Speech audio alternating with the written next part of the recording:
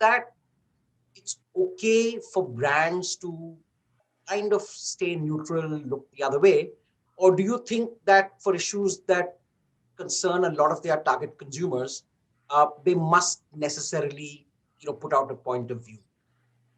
So I'll take on from where Karthi left off. When he said, yes, if a brand is doing stuff necessarily to attract attention, to get cheap attention, then I absolutely agree with his point of view. But for me, for example, when I was with Pepsi, and Lloyd, you might be familiar with this, we used to get trolled a lot, on both Kurkure and Lays. On Kurkure because it's plastic, and on Lays that it's only Hawa. So now this there is no this is unjustified, in the sense that it's false, it's fake to say, it's untrue to say kurkure is all plastic. And I, as a brand custodian, couldn't ignore that because it was wrong, and it was my responsibility to give the correct information to my brand loyalists and my brand lovers.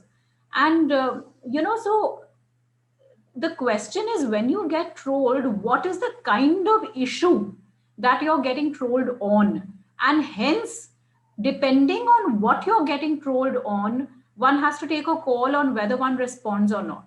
So for issues like these, certainly it was my responsibility to respond. Titan controversy, entirely different.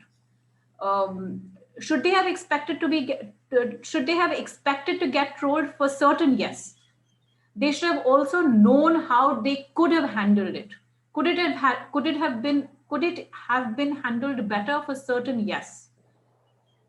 When there are controversies, for example, there was the Maggie controversy, there was the Cadbury's controversy. Did they get trolled yet again? Yes. How should that have the way that should have been handled?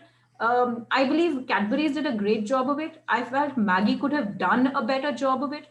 So the point I'm making is that there are different kinds of subjects on which social media can go really frenzied. And depending on what the subject is, one has to take a call as a brand custodian on how one responds to that. It's not Okay. the right thing to keep quiet. And at the same time, sometimes you might use humor. Sometimes it's best to ignore it. Sometimes it's very, very essential to actually put out facts and let it be known that, look, that's not true. This is the truth. Then it's also important to take a call on how much do I engage. You engage to a certain point and then you leave it after that.